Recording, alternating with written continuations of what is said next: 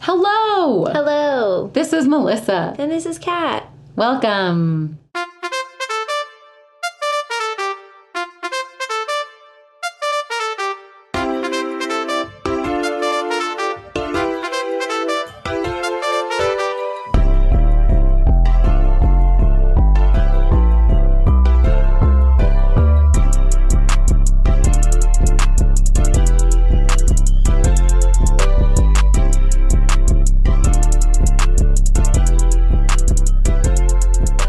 Tragical.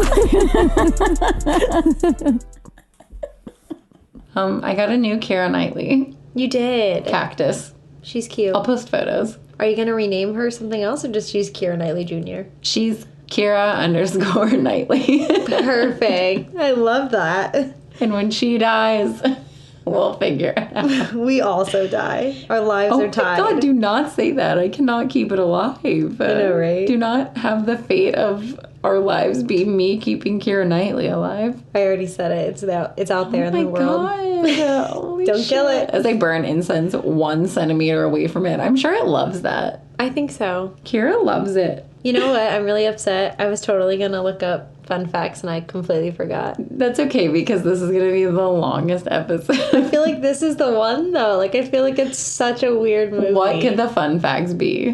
What could they be? We started a Patreon, and then I realized maybe some people aren't familiar with Patreon. So real quick, Patreon is an app on your phone or website in your browser of choice. Patreon is for creators like ourselves to create bonus content for a small monthly fee. Ours is $5 a month, or you can pledge whatever amount you want. Go ahead and do $100. Go ahead and do $500. Yeah, if you really like us. Go ahead and do $14,000 a month. Whatever you feel like pledging. $5 is all we're asking, but If you're feeling spicy and you want to throw a couple extra dollars in there. even $6. I Yeah. mean, it gets taxed, so we don't see $5. Correct. So if you want to give us actually $5. It is, in essence, a social app with a feed, just like Facebook or Instagram. Do people still use Facebook? I think some people do. I mean, I mostly use it for just like family. I'm and I trying don't to kill even- Facebook, I think. Yeah. I'm sick of it. But anyway, your feed on Patreon will only be posts from the creators you support.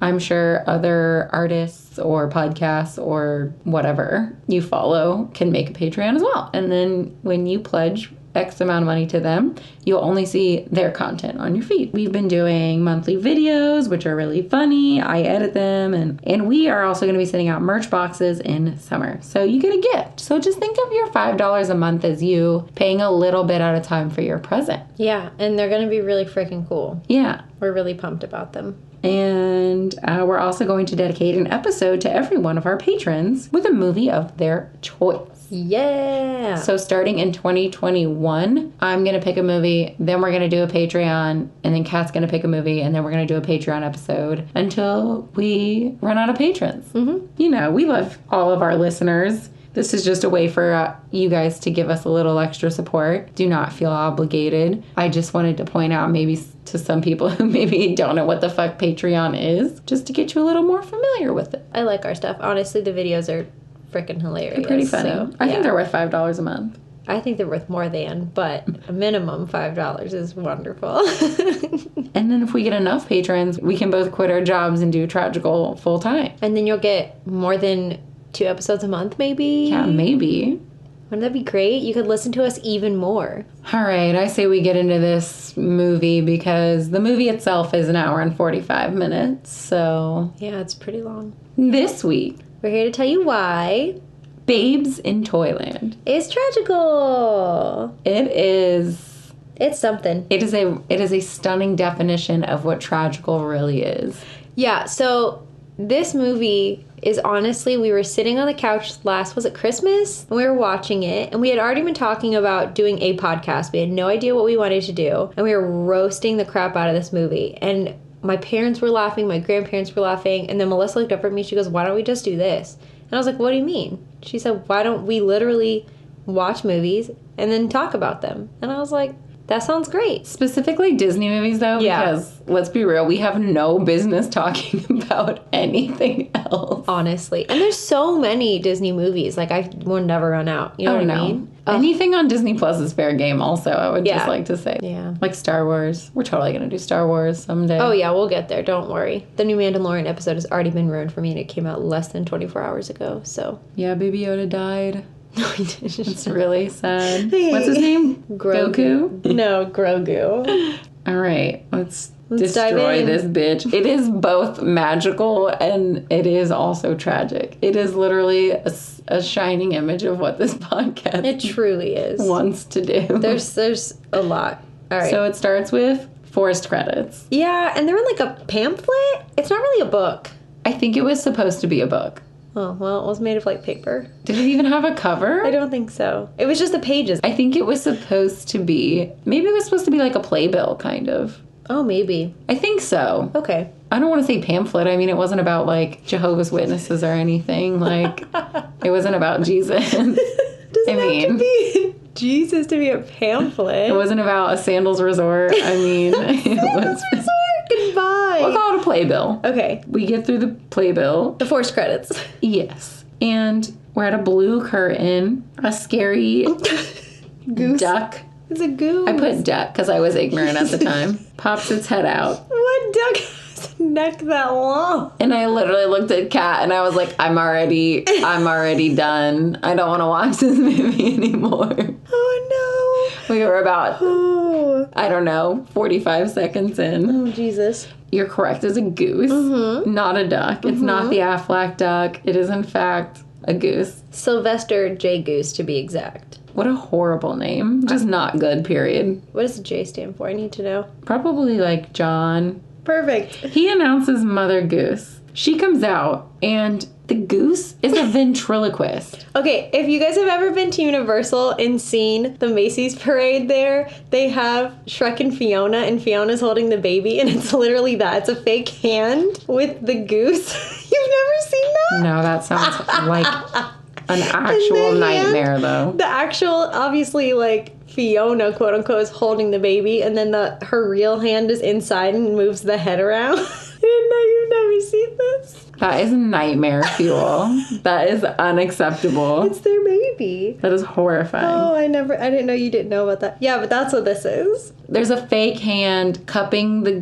goose's butt, and then she's controlling the goose's mouth and its neck with her arm. And she really goes in on that thing. That thing goes backwards, upside down. Spoiler alert, if there's kids in the car. The goose is just a puppet. The goose is a puppet. A very terrifying one, if we're being honest. And apparently also Shrek's babies at Universal are also puppets. Just the one. Mother Goose announces the wedding of Tom and Mary, which is happening tomorrow, and she invites us into the story in Mother Goose Village, They really named that really well. a made-up place. Yes. I thought Mother Goose was a goose. Why does she have a goose? I don't know. Anyway. Also, why is the whole village just named Mother Goose Village? Like, they didn't even try and give it, like, a cute storybook name. They just She found literally... it, I guess. She built everything there. She is the mayor. So I guess it's all on, like, a stage. So it's... Yeah, the curtain opens up, Yeah. and it's a beautiful set. Yeah, it is. So the curtain opens to the village square, and there's a whole ass town. There's the shoe house thing, the old woman who lived in the shoe.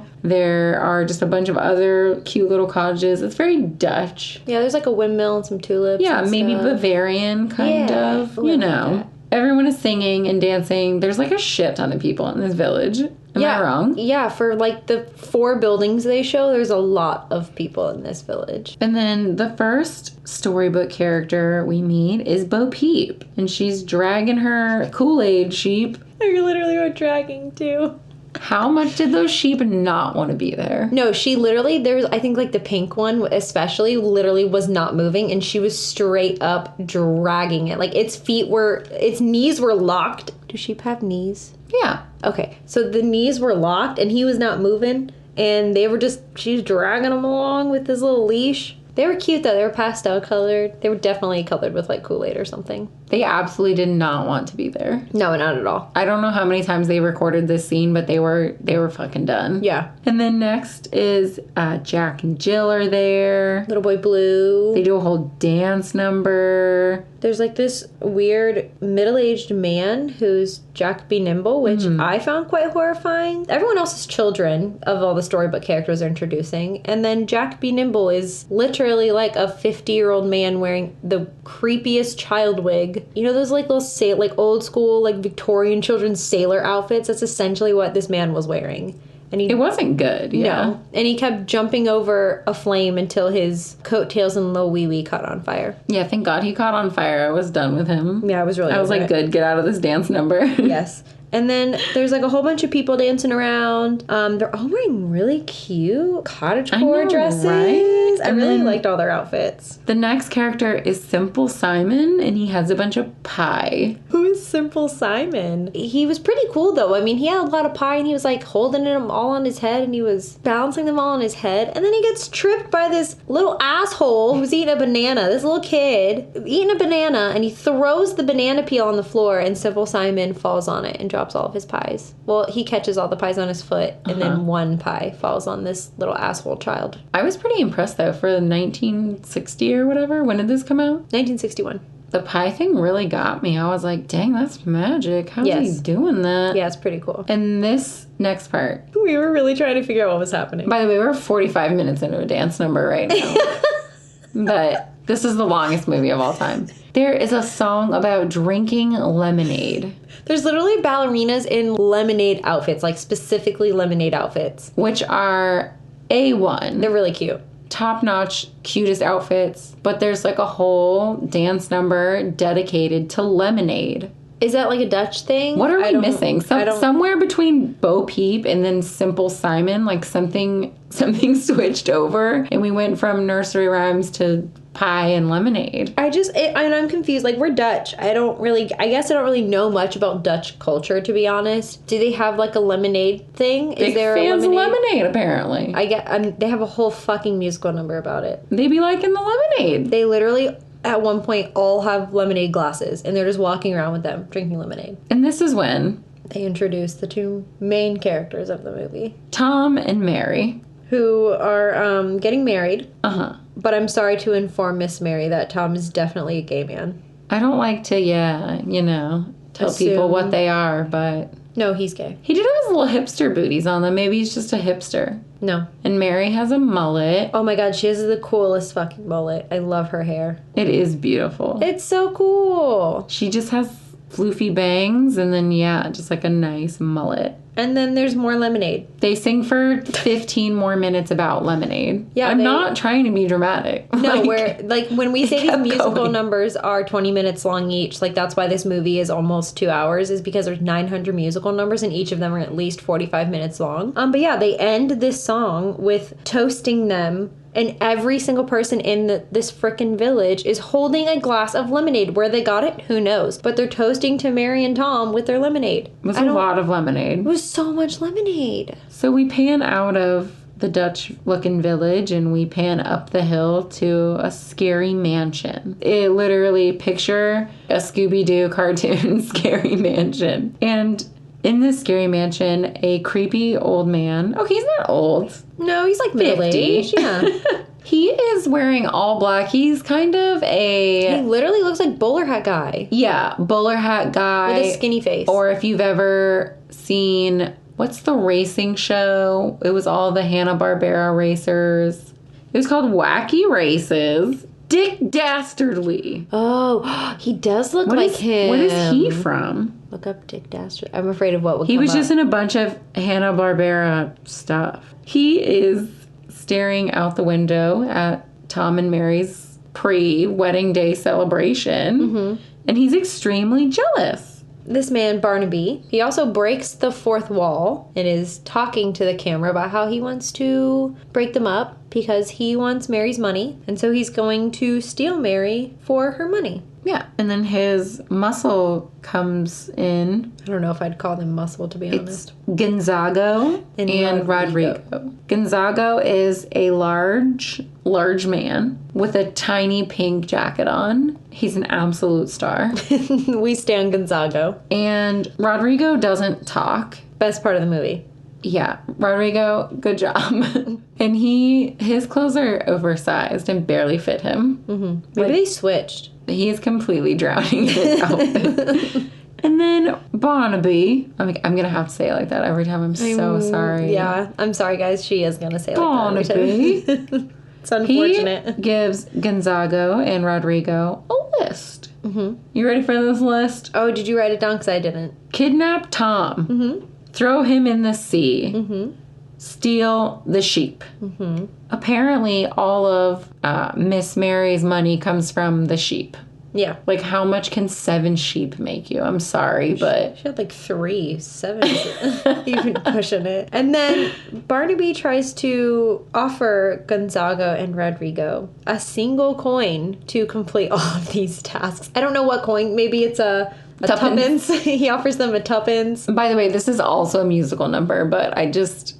Everything is a musical number. Just assume. That. Just assume everything's a musical number. Assume they're singing the whole time. Because they probably are. We'll try to mention when they're singing, but just literally they always are singing. They're pretty much always singing. They talk very briefly. Very briefly. And then start singing again. And then the boys are like, I refer to them as the boys the whole time because I'm not saying their full names every time. So the boys say, no, we want more than a freaking penny. So they start to leave. Then Barnaby, unearths this giant piggy bank that is literally larger than my whole body and then hits it. I didn't even know what he hit it with, if I'm being honest with you. He smashes it. And then all this light and these weird I don't even know, not even CGI. I don't even know what they were. Dollar signs of lights. They were lasers, super... janky lasers are flying out of this. Again, I'm incredibly impressed with how advanced this movie is. Yeah, it was pretty aggressive. So they turn around from leaving out of the door and they're like, "Oh, money? So you do have money? Okay, if you're gonna actually pay us, then we'll do these super grueling tasks for you." And then they sing another song. More dance number. Yeah, about being villains. An incredibly, an 8-minute dance number. We've already established that Barnaby wants them to do this thing and they're gonna do it for the money.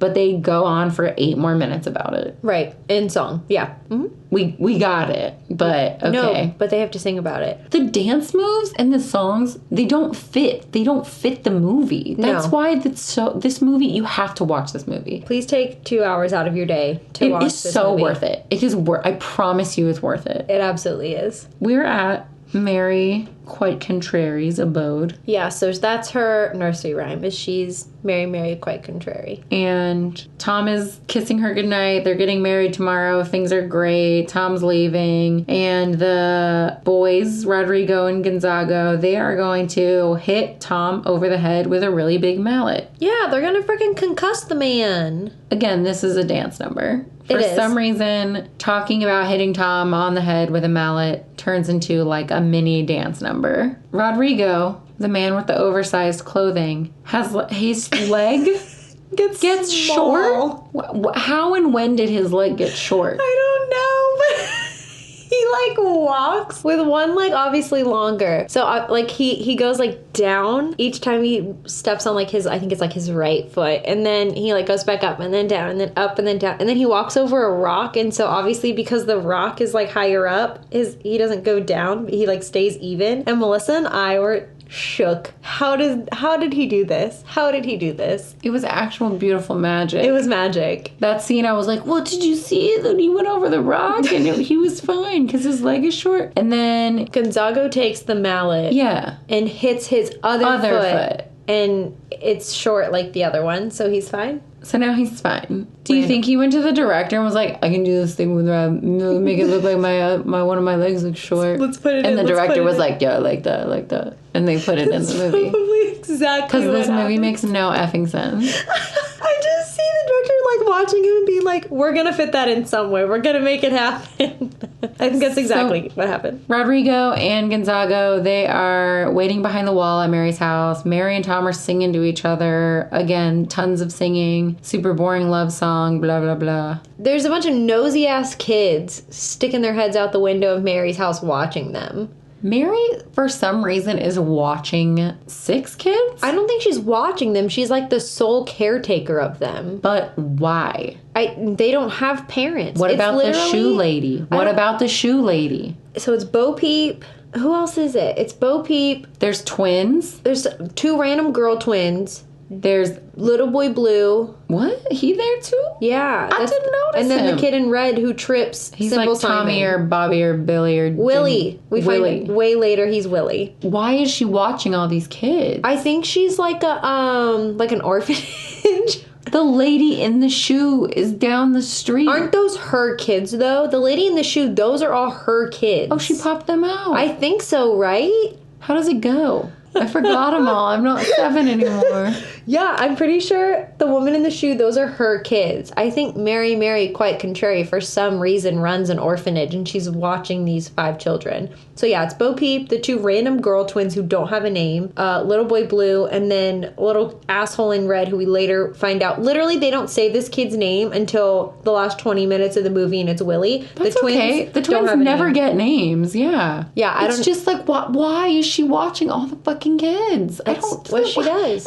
Explain it though. They never talk about it. No, they don't talk about anything in this movie. First of all, they sing about everything, but they don't sing about that. I don't know. She's the Also, orphanage I lady. am not trying to be disrespectful, but Mary cannot sing. No. She just is talking. It's pretty bad. She just talks in a melodic way. She's got a mullet though, and her dresses are spot on this whole movie. She's really beautiful too. So I literally wrote her voice has no range. Yikes. no range. Sis got no range.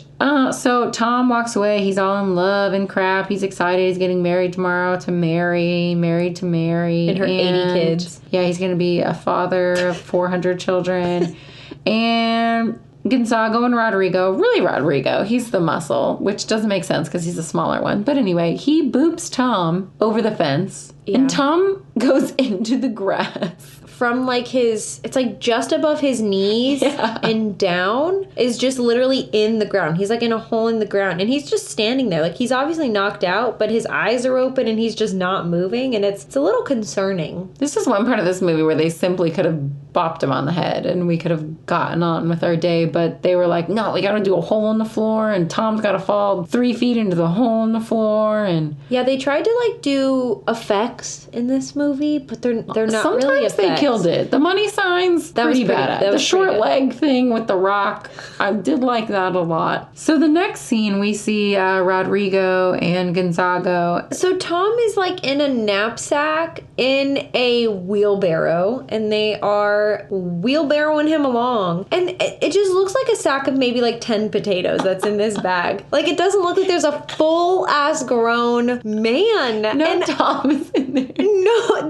there's literally, you cannot convince me. I don't care what anyone says. The wheelbarrow isn't even big enough for a person to ever be in it. It looks like they just shoved like 2 of those like miniature couch pillows, like decorative couch pillows in this freaking knapsack and threw it in here. And we're like, yep, that's Tom. You could never convince anyone that that's a person. It's not even like the torso of a fully grown man. No. It is just... It's so funny. It's supposed to be Tom in there. I literally was like, this is not happening. This is not real. This is not real. This movie's A1. It's ridiculous. So their plan is to throw Tom into the sea. That's part 2 of the list. Well, they want to make money. They want to see that shmoney. Mm-hmm. So they see a sign that says, sea to the right, band of gypsies to the left. It actually said gypsy camp. Get it straight. Whatever. Okay, sorry. They decide, well, what if we just sell him twice? So they're going to get money from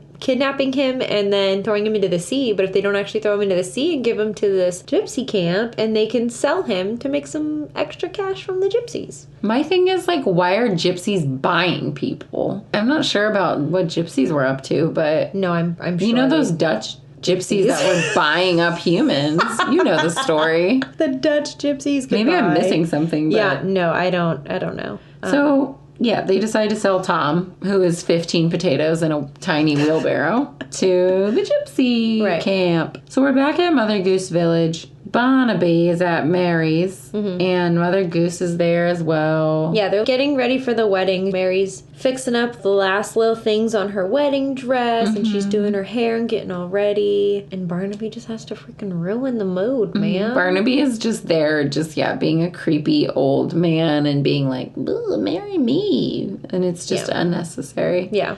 And then who comes up but two shipwrecked sailors? Who happen to look suspiciously like Gonzago and Rodrigo. It does look like Gonzago and Rodrigo. Weird. They're soaking wet too this whole scene. Oh my god, this is probably my favorite part of this whole movie because it makes zero sense. Yeah.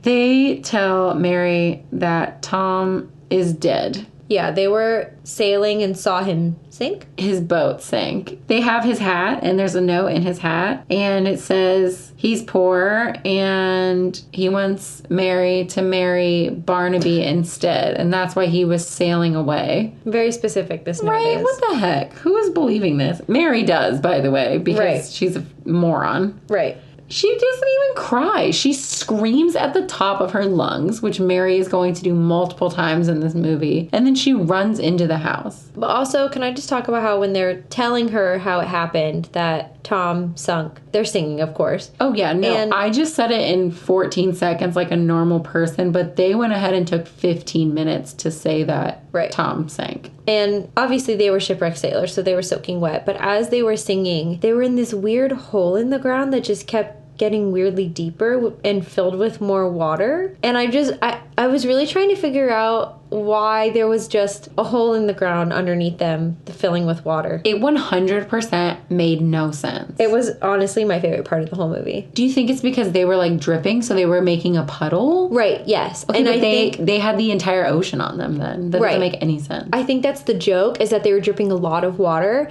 but what I don't understand is that they couldn't obviously get the water to stay under them unless there was like some kind of hole under them. So then the ground just had this weird perfectly circular hole. It was like a kiddie pool. It literally was. It was like a kiddie pool underneath them. And so it was just like hilarious because instead of just having a puddle of water underneath them, there was a literal hole in the floor that kept getting lower. And it just...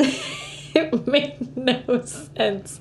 But it was so actually stupid. I was sitting there just dumbfounded. What is happening? And then at one point, Rodrigo falls into it up to his, like, neck. And even Gonzago is like, where did you go? He, like, steps on where Rodrigo was, and he was like, how did you do that? Oh, my God. It made zero sense. And then Mary ran in the house. Not even crying, just upset. No, just screamed at the top of her lungs and then went inside. Mm-hmm. So Barnaby is trying to somewhat comfort Mary. He's just like a piece of shit. He's not really trying very hard. And then he's basically like, I can steal your house if you don't marry me because I know that you're poor and I'm rich. And he literally says he's going to foreclose her house. The fuck is wrong with you, dude? But Mary just keeps saying no, and this is my favorite song. Just like, I wish I could explain like how much this movie doesn't make sense. I don't want you guys to get lost, but literally they're in the garden and they start talking about a house in Spain. We didn't know if like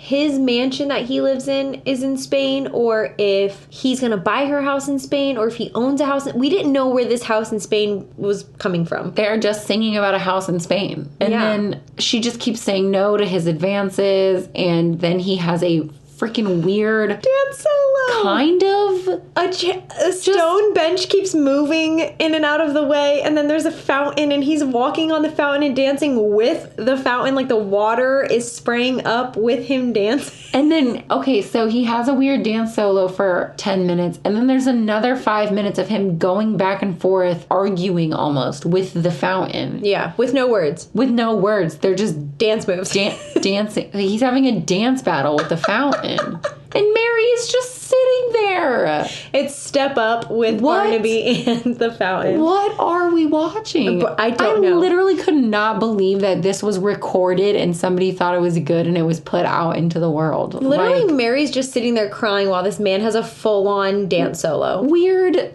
dance solo and then dance off with a fountain. The fountain's like spraying him. And then he asks her again.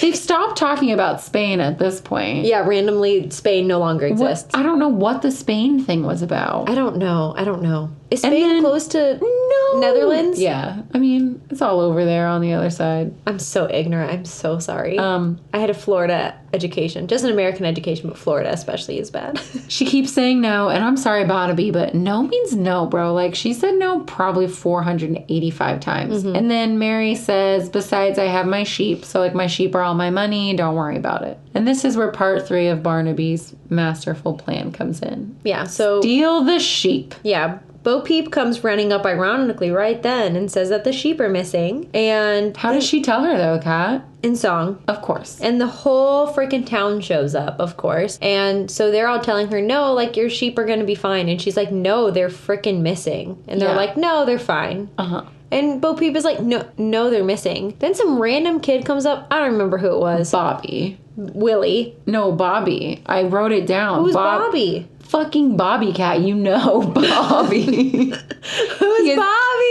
He is a kid in this Jesus Christ. So he gets a name, but the twins don't? That's what I'm saying. It doesn't make sense. Fair. Bobby comes in. And says the sheep are in the forest of no return.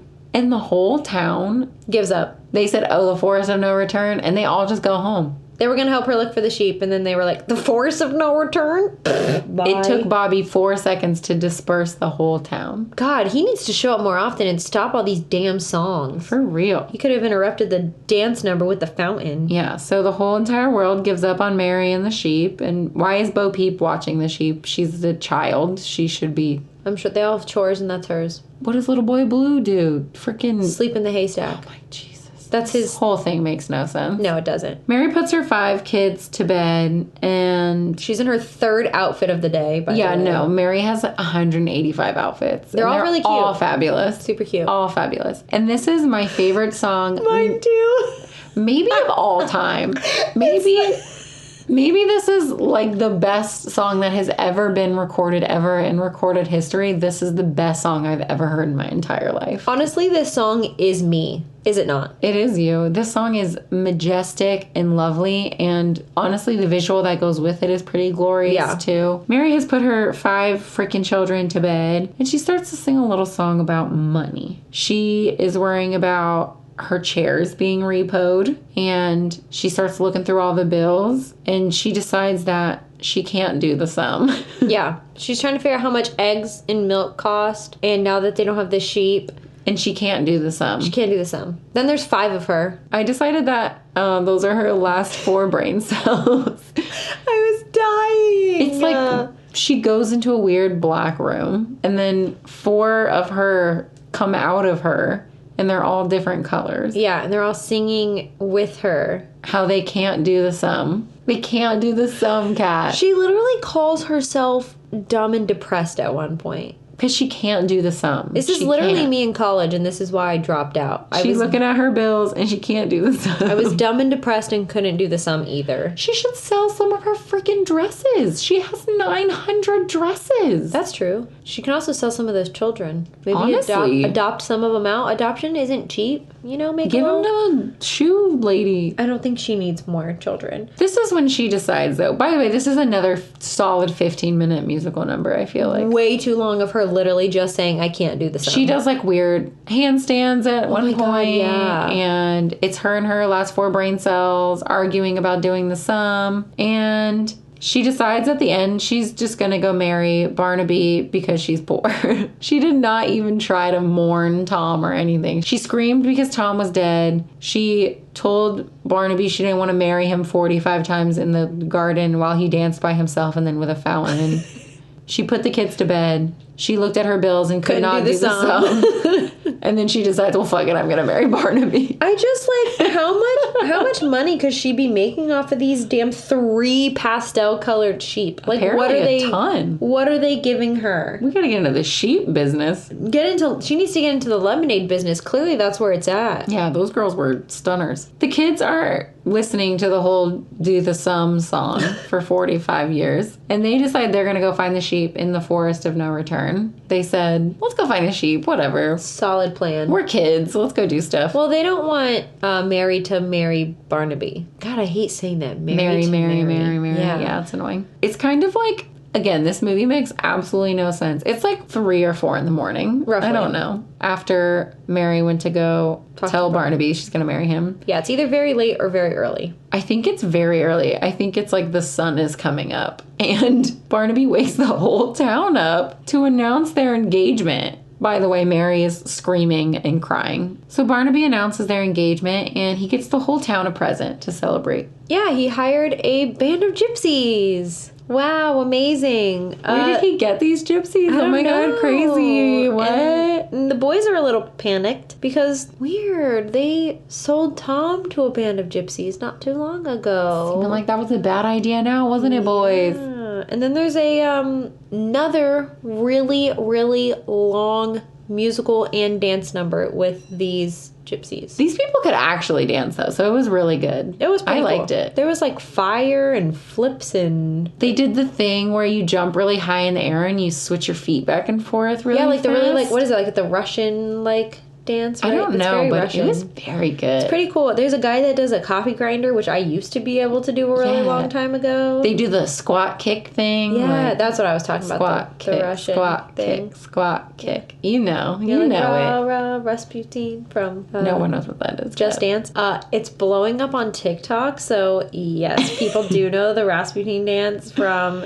They're doing the Rasputin dance from Just Dance. Just Dance. They were. And Tom is in the caravan, and he's putting on an old woman disguise. Yeah, he's a old gypsy fortune teller by the name of Floretta. a queen. This is the best old lady makeup. I think Tom was born to be an old woman. I would definitely agree with that. He looked so good as that old lady. If you would have told me that's what he actually looked like, I would believe you. He's like the best old lady. He even sounds great. He looks great. He sounds great. The acting is great. He tells a little story. And he goes over to Mary and he reads her palm. Sorry, I don't know. He's pretending to be an old lady. So we'll say she. Floretta reads Mary's palm and is like, oh, your lover is alive. Tom is alive. You're going to marry him. Shocking. And then Floretta goes over to Barnaby and is like, Barnaby's fake,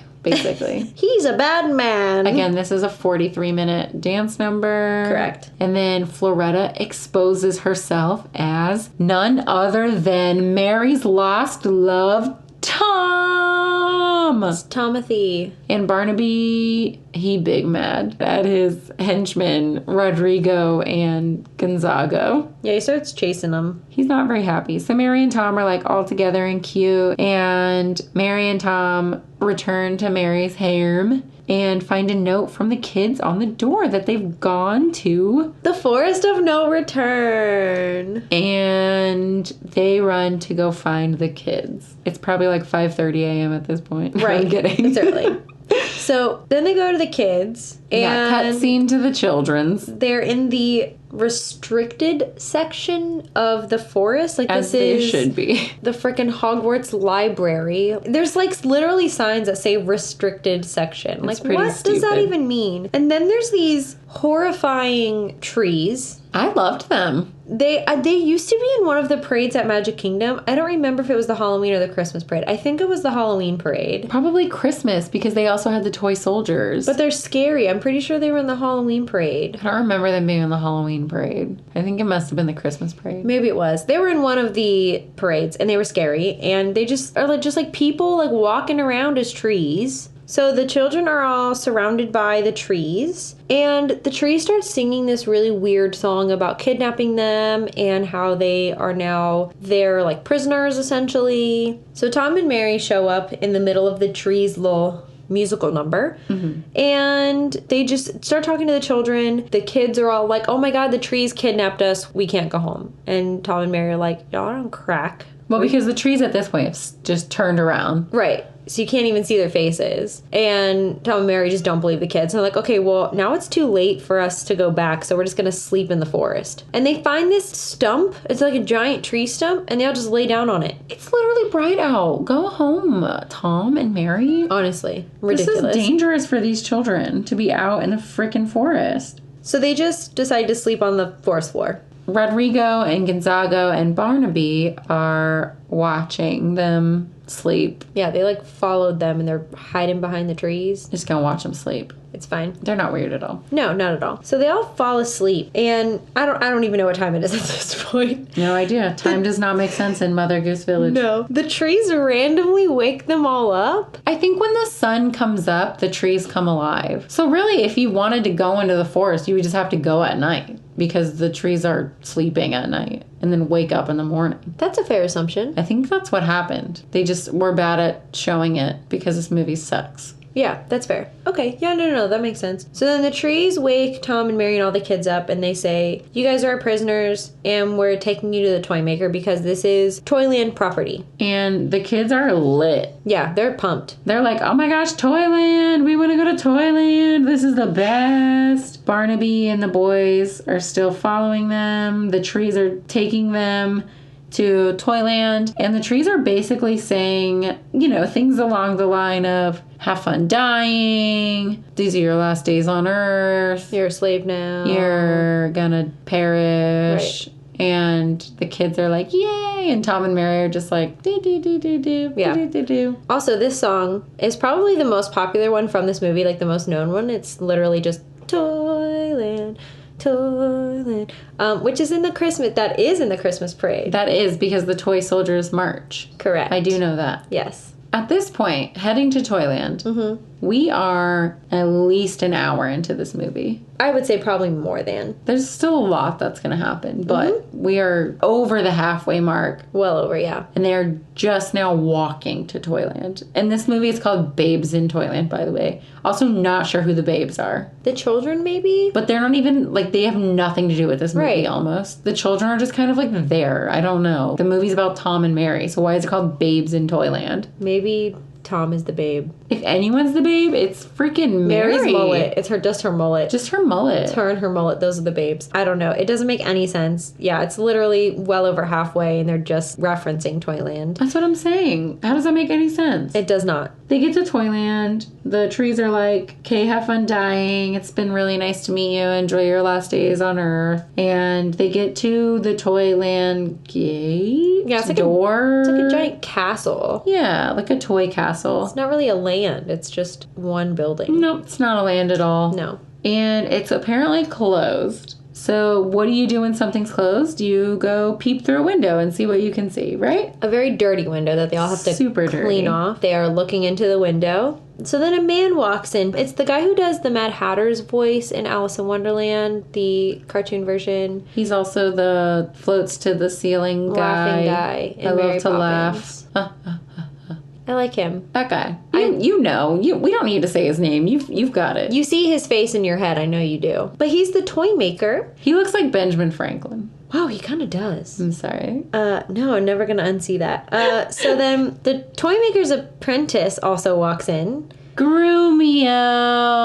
The only part of this movie Melissa cares about. Grumio is so weirdly sexy to me. Sure. I am obsessed with Grumio. He's got a bowl cut. He's so fine. A literal bowl cut. He's so sexy. He does have some cake. God, Grumio. He's got some cake. Grumio is the toy maker's apprentice, and he makes this giant machine. Toy machine. Yeah, it's an automatic toy maker, essentially, because the toy maker's not doing so hot. He's struggle bussin'. He's not doing well. It's some Willy Wonka shit. The toy machine. It literally looks exactly like the thing that makes the everlasting gobstopper. I love when old movies have future technology predictions in them. It is the funniest thing on earth. I don't know why, but I love it so much. And all of Tomorrowland at this toy Disney. machine is like a gigantic computer with like a weird conveyor belt hanging off of it. Oh, we're gonna make a boat. We need the mast and we need the bottom of the boat. I don't know why I picked a boat because I don't know anything about boats. I was gonna say you're doing great. The hole is the bottom. And then you pick a color and then you say how many you want it to make. You say, oh, I want you to make 1. Then you pick the speed of how fast you want it. Why wouldn't you want it to make it at fast speed? Why are there speed options? I think it depends on what you're making, because that's how he made it seem like depending on what he was making is how fast you want it to go. Because he also made a dolly, and the doll he had on slow speed, and the boat he had on like medium speed. Oh, okay. Sorry. Kat's a fucking master of the toy machine. So anyway, he makes a dolly. Grumio, my lover. He makes a dolly, and then he makes a boat. And then the toy maker's like, step back, I'm the toy maker, I'm gonna do this. And he's like, make 40,000 whatevers. I don't remember what he picks, but he overloads the machine, basically. Yeah, he breaks the shit out of it. Because he's an old curmudgeon man. Well, he says, I'm the toy maker and you're just the assistant, so I'm gonna make the toys. Meanwhile, he can't even like fix a weird marionette looking thing. It's just hanging out of the front of his apron. And Grumio over here just made a whole ass future machine. Automated machine. Probably the first factory piece in existence. But he's the toy maker, Melissa. I guess so. He's the toy maker. He breaks it. It literally blows up. It catches on fire about 43 times, too. It just keeps blowing up. Yeah. This movie is so... It could have just blown up once. We would have gotten the picture. But no, it blows up 27 times in this one scene. This whole movie is over-exaggerated and way too long. So, the machine blowing up blows out the window that the kids are standing at. Hope they're all fine. Jeez, freaking glass flying at them. I'm sure they're great. The toy maker sends Grumio to his room. And he says, go invent something to destroy yourself. I mean, Grumio, baby. Rough. I can't believe the toy maker said that to him. Good Lord, that's dramatic. He basically said, go kill yourself. Literally, he did without saying that. He said it in a fancy way. And he's complaining that he's not going to make the Christmas deadline, which is like the only time Christmas is mentioned in this movie. But I would like to consider this a Christmas movie. It is, obviously. Also, what is this Santa's workshop? This whole movie makes no fucking sense. It literally 0 sense. Should there be elves there? Are there other Toylands in the world? Is this the only Toyland? Is this the Toyland just for Mother Goose Village? I think that there were more people working in Toyland. This was not a real question. Oh. Yeah. I didn't want an answer. But to be fair, I do think there was more people working there, and that's why he's like all stressed, and that's why Grumio created the machine, because obviously they're not, between the two of them, they're not making things fast enough. So he was like, okay, well, if I can automate it, then... Why did the trees tell them they were gonna die? I don't know, because, yeah. What is up with this movie? The it's like, I feel like the people who wrote it had these ideas, but then completed none of them. Completed not a single full thought. Why did the trees tell the kids they were gonna die? And then it's just like a weird toy shop with only an old man and then a sexy young 20-something working there. I don't know. I think the point is... And why are they making toys for Christmas? What business do they have doing that? They are not in the North Pole. They are not elves. We actually don't know where they are. They could be in Spain. They could be Netherlands. Maybe they are in the North Pole. What the heck? They don't know either. What is this movie about? Babes in Toyland. What are you asking me? Oh my gosh. So the toy maker is talking to Mary and Tom and the kids, and he's freaking out about not making the Christmas deadline, and he looks at the clock and it's half past October. I said, oh look, it's June. I don't know how to read a clock, you guys. The long arm was on June. The little arm was out October, and I was so like... it's half past October. Right. You guys, I don't know the sum. But they're making toys for Christmas, Kat. This is a Christmas movie. No, it absolutely is a Christmas movie. So Tom and Mary and the kids are like, well, we've got nothing to do today. We'll help you make toys for Christmas. And the toy maker's like, cool. So they start making toys for Christmas. And what else do they do? Sing. Yeah, the whole time. It's about I don't know, we'll say this one's about 35 minutes long, and they're just making toys, and the one kid is making them all wrong. There's like a weird conveyor belt that doesn't look structured properly. The toys are really weird. They're not even building toys. No. It's literally like a head of a doll, and they just stick the head on the doll and then move along. And then there's this weird box with singing angels in it.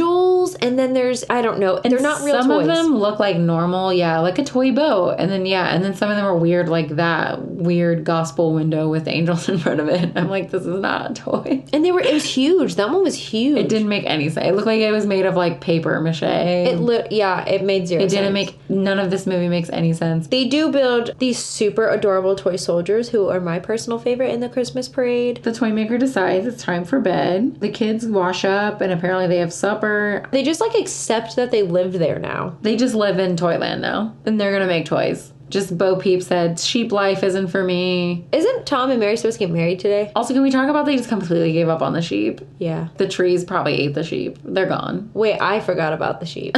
Me too, until just now. Wait, do they never go back for the go. sheep? Are the sheep in the end?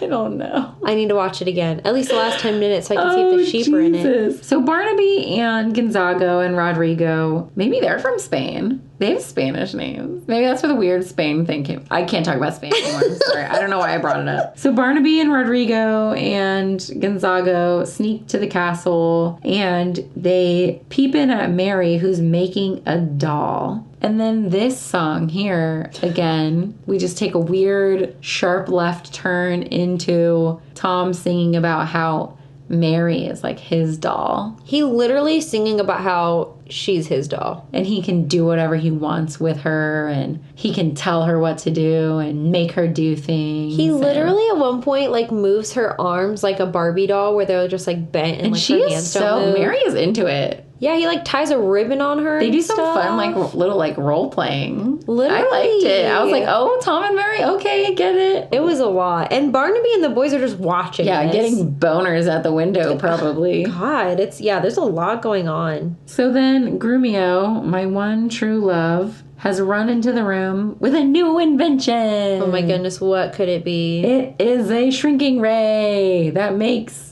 big things small. And the small things could be toys. Yeah. That's the invention. Yeah. So if you shrink a bed, then the bed is a toy bed now. And then if you zap it twice, it just disappears. Yeah, don't zap anything twice. Yeah. It'll go bye-bye forever. It just won't It'd be exist. too small. You can't fix it. Molecule size. The toy maker is like, yeah, what are we going to do? Shrink everything in the whole castle? Well, he doesn't realize that. You're right. Tom and Mary do. Tom literally was like, where are you going to get all the stuff? And then the toy maker is like, yeah, this is stupid. What's wrong with you? And then he throws the whole ass gun out the window. The toy maker is the worst part of this movie. Honestly. And Grumio is the best part of this movie. Melissa just wants to fuck Grumio. I want to fuck Grumio. I wonder if he's still alive. Oh my God. He's probably like Jesus. 100 now. Perfect. Get him for his money. Then Barnaby, of course, outside the castle, finds the small maker. Yeah, the small maker. That's what I'm going to call it. Perfect. Makes the toy maker small. Yeah, he shoots the toy maker. Yeah, he shrinks him and puts him in a bird cage. Barnaby is going to shrink Tom. And then Rodrigo and Gonzago are like, no, this is the last straw. Like, this is too much. You can't shrink a human being. And they try to stop him. He shrinks them. And then he shrinks Tom anyway. Yeah, he does. And he ties him up in this ribbon. Barnaby brings Tiny Tom into Mary's room. He just goes into a woman's room, casual, and is like, hey, so I got your manses. He's tiny. We're going to get married. I'm literally your only option. I shrunk everybody. We're getting married. And who's going to officiate but toy maker? Oh, by the way, the toy maker is also the mayor and the chief of police of Toyland. Obviously. Yeah, so he has to officiate the wedding because it's him and Grumio, and that's all that's there. The toy maker is marrying Mary and Barnaby. Mm-hmm. Mary screams, I'm sure, at some point. The grunts, henchmen, the boys, Cap likes to call them, they get to untying Tom because they hate Barnaby now. They're like, woo, Team Tom, Barnaby's a dick. He didn't even give us our money and he shrunk us. And the toy maker is sitting on the book. Yeah, like the officiant book. And he is stalling the hell out of this wedding. He's doing a great job. This is the only time he's doing a good job this whole movie. But again, so drawn out. They're like panning to Tom getting untied, panning to the book, panning to Barnaby, panning to Mary, panning to the book, panning to the grunts. Like it just goes on and on and on. And then Tom starts to round up the toy soldiers and the airships and the cannons, and he gets on a horse. They march to attack this lovely union. So they go to attack the wonderful Barnaby during his wedding. He just wants to get married. They do this really cool scene where they're like marching to the other room where the wedding is happening. It's really cool. I kind of liked it. It was just all the toys. It's probably like stop motion. What else could it be? It was definitely stop motion. It looked really good. It was really cool. They killed it. But there's this one part where a creepy baby doll like waves them off. And like winks at them. Oh, God. And blows a kiss. I'm going to have nightmares about that baby doll. And they literally, every single one of the toy soldiers like turns and looks at her. And No. it gets really weird. It gets a little weird. So Tom comes in with his squad and they start throwing objects and a fight ensues. Yeah, they start like shooting at Barnaby with their tiny little bouncy balls and stuff. Barnaby thinks it's hilarious. He's laughing and just kicking them all down because they're literally toys. They're just toys on the floor. Barnaby ends up picking up one of the toys. It's got like a cannon on it, and you just pull the head of the soldier back and it shoots out little balls. The firepower on this thing is immaculate. It's incredible. And he's just shooting everyone down. Shoots literally the little airplane dude down, all the little boat people down, all the ones on the horses. Literally just shoots down everyone. Barnaby has the shrinky gun, and he's gonna shoot Tom, which will make Tom disappear forever because you can't shoot somebody twice and Tom's already small. And Mary shoots the shrinky gun's ammo stash or whatever. I don't know. It's like a vial full of the formula. She shoots the vial full of the formula and it explodes onto Barnaby and it shrinks Barnaby. So now Tiny Barnaby and Tiny Tom have a sword fight. Tom knocks Barnaby into a box. Finally, after 45 minutes. Freaking wins. Grumio, the father of my children, restores all of them to their original height with the reverse-E formula. We stand Grumio. Yeah, that's the end of being in Toyland. Yeah. I don't know if Christmas was saved. I don't know if the toy maker is okay. I don't know if Grumio is okay. We don't know if the sheep are okay. Maybe the sheep are also making toys. I don't know where Barnaby is. It literally just cut scenes to Tom and Mary's wedding. Tom and Mary's wedding in Mother Goose Village. Yeah. Well, it's actually after their wedding. So many loose ends. Where are the sheep? Is Grumio okay? I think Grumio's okay. Are the sheep okay? The sheep I'm very worried about. I don't know. But it's winter now. I don't know why their wedding went from to the next day to 3 months later. How long were they in Toyland? Maybe they weren't just in Toyland for that long. Honestly, who knows? Maybe they saved Christmas and then went back home. And that's why now it's Christmassy and it's snowing and... Okay, that's a fair... They have It starts snowing. It's like a blizzard. Yeah. And Mary's dress is simply phenomenal. I know she's had a bunch of beautiful dresses throughout this whole thing, but her wedding dress is gorgeous. I could do without the weird veil hat thing. No, I loved all of it. I'm glad you did. And there's another, of course, horrible song about their marriage. Oh, yeah, of course. Which was probably my least favorite song of the whole thing. And then Mary and Tom get into a carriage and they go around the fountain like 43 times while the town is singing to them. Poor, like, mini ponies are just like... I know, they didn't want to be there either. They're like the sheep. They're like, oh my God, how many times are we going to shoot this scene? And then Tom and Mary in their carriage, they just grease lightning the fuck out of there.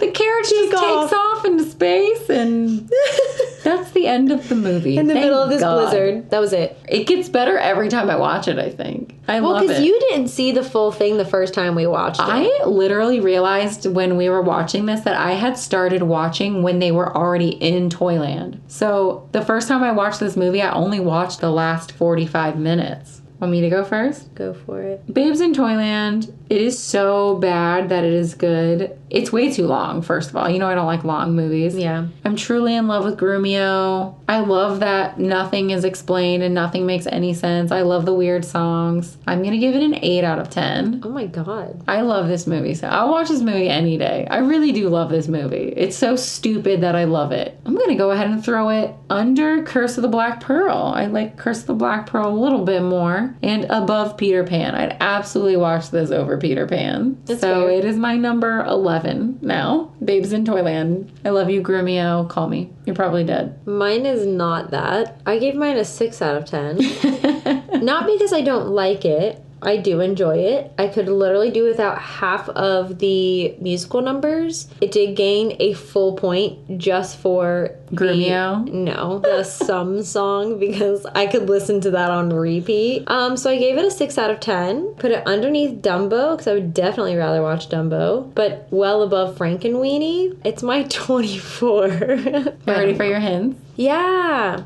This movie, I thought we'd start out 2021 with a real banger, you know? God, I'm nervous. So this is a classic. A classic. A classic, baby. We're talking late 80s classic. Okay. The main character, lots of sidekicks. Lots of sidekicks. Yeah. How many is lots? I don't know, however many you want it to be. Oh, God. You got no guesses yet? No.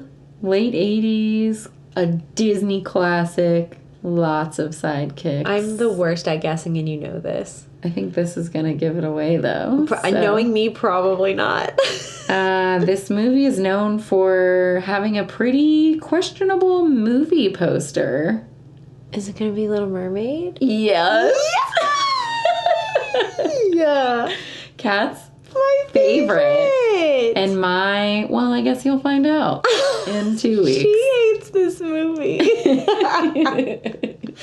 so excited. I thought we'd start out 2021 with just like a That's real a good one. Disney classic. I wish you guys could see how big I'm smiling right now. She's my fave. Melissa hates Ariel. If you don't know what the questionable movie poster is about, there's a dick on the original. What's it called? Atlantica? Atlantica. Aquatica's the SeaWorld. The SeaWorld water park. Atlantica. It had a giant gold dick on it. Yeah, it did. I like it. What's wrong with that? I think they should have kept it. King Triton was like, erect my giant dick on this kingdom. He doesn't have a dick, he has a fin. How do they make babies? I always wondered Fish? that. The females lay their eggs and then the guys come by and they jizz all over it. Do you think that's how more people do it? Absolutely, why not? Maybe they're like dolphins and they have those weird skinny dicks. Maybe, yeah. And they be fucking. Anyway. Follow all of our social medias. Yeah. Please share this podcast with a friend. Make them listen to every episode. Sit them down. Tape them to a chair. Do it. And make them listen. No potty breaks. No potty break. No water. And we will see you guys in 2021. Yeah. Very exciting. Happy New Year. Happy New Year. Goodbye. Bye. We love you. Goodbye. These opinions are our own and are in no way associated with the film or the film's production company. The cover art for Tragical Podcast was created by Johnny the Alchemist on Instagram. Give him a like and a follow to see more of his insanely good artwork and to contact him for any of your artwork needs. The Tragical Podcast intro music was produced by Jahreezy. Contact information can be found on his Instagram at Jahreezy. Jahreezy.